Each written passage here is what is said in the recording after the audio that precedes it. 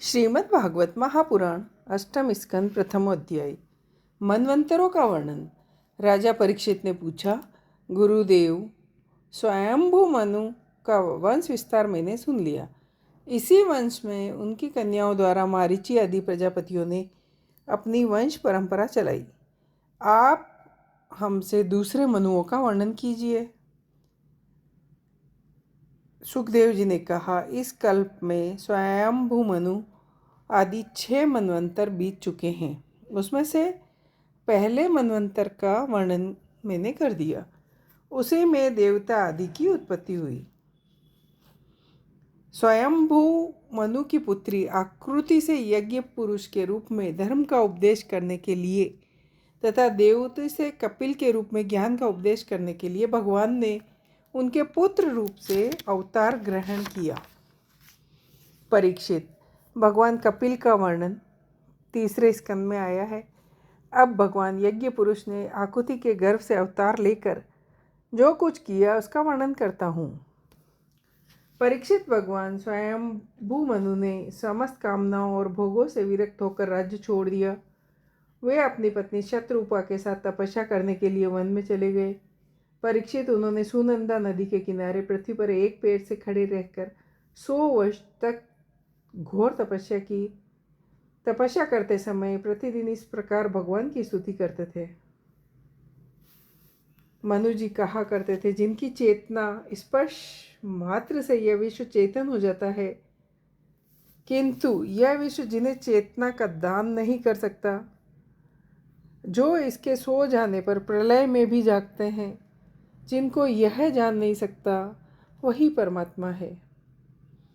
यह संपूर्ण विश्व और इस विश्व में रहने वाले समस्त चर अचर प्राणी सब उन परमात्मा से ही ओतप्रोत है।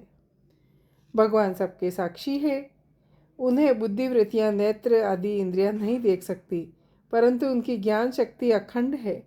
समस्त प्राणियों में हृदय में रहने वाले उन्हीं स्वयं प्रकाश असंग परमात्मा की शरण ग्रहण करो, जिनका न आदि है न अंत है, जिनका न कोई अपना है न पराया है।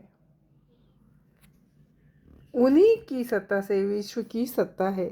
वही अनंत वास्तविक सत्य पर ब्रह्म है। वही परमात्मा विश्व रूप है। उनके अनंत नाम है। वे सर्वशक्तिमान, सत्य, स्वयं प्रकाश, अजन्मा और पुराण पुरुष है। वे अपनी माया शक्ति के द्वारा ही विश्व सृष्टि के जन्म आदि को स्वीकार कर लेते हैं और अपनी विद्या के द्वारा उसका त्याग करके निष्क्रिय रहते हैं। इसी से ऋषि मुनि ब्रह्म से एकत्व प्राप्त करने के लिए पहले कर्म योग का अनुष्ठान करते हैं। प्राय कर्म करने वाले पुरुष ही अंत में निष्क्रिय होकर कर्मों से छूट जाते हैं। यों तो सर्वशक्तिमान भगवान भी कर्म करते हैं, परंतु वे आत्मलाभ से पूर्ण काम होने के कारण उन कर्मों में आसक्त नहीं होते। भगवान ज्ञान स्वरूप ही है, इसलिए उनमें अहंकार का लेश भी नहीं। वे सर्वतः परिपूर्ण हैं, इसलिए उन्हें किसी वस्तु की कामना नहीं। वे ही समस्त धर्मों के प्रवर्तक और उनकी जीवनदाता है। मैं उन्हीं प्रभु की शरण में हूँ। सुखदेव जी कहते हैं, परीक्षित, एक बार स्वयंभू मनु एकाग्र चित्त से इस मंत्रमय उपनिषद स्वरूप श्रुति का पाठ कर रहे थे। उन्हें नींद में अचेत होकर बड़बड़ाते जान भूखे असुर और राक्षस खा डालने के लिए उन पर टूट पड़े। यह देखकर अंतर्यामी भगवान यज्ञ पुरुष अपने पुत्र याम नामक देवताओं के साथ वहां आए। उन्होंने उन असुरों का संहार कर डाला। फिर वे इंद्र के पद पर प्रतिष्ठित होकर स्वर्ग का शासन करने लगे। परीक्षित, दूसरे मनु हुए स्वारोचित। वे अग्नि के पुत्र थे। उनके पुत्रों के नाम धूमान, सुषेण और रोचिष्यमान था। उस मनवंतर में इंद्र का नाम था रोचन।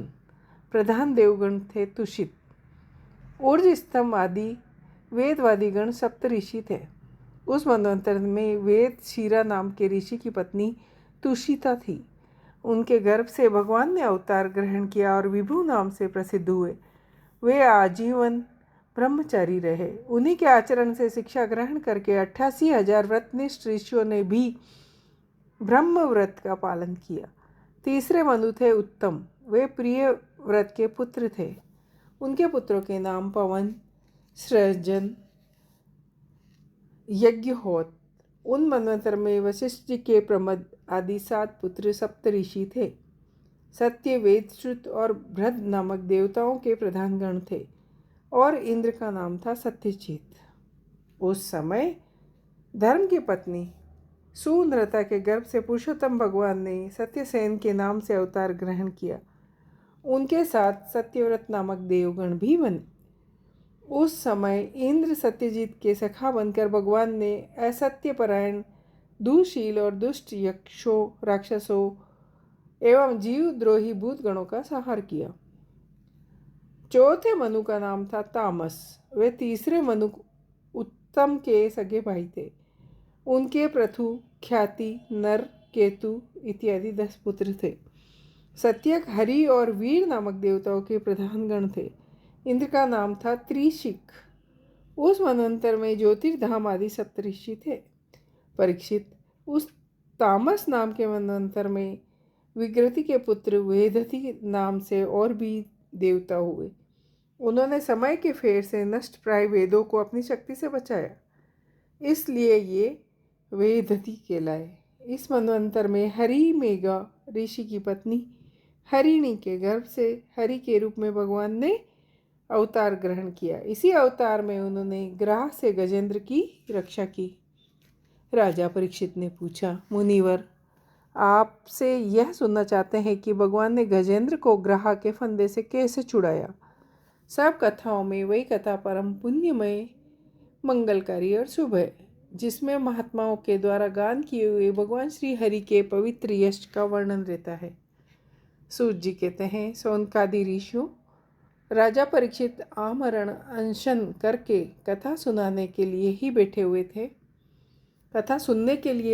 हुए थे। उन्होंने जब श्री सुखदेव जी महाराज को इस प्रकार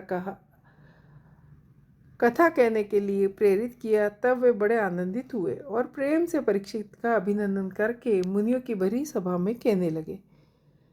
इति श्रीमद्भागवत महापुराण परमहंसाय संहिताय 8वें स्कंद 1 अध्याय। जय हो। श्रीमद्भागवत महा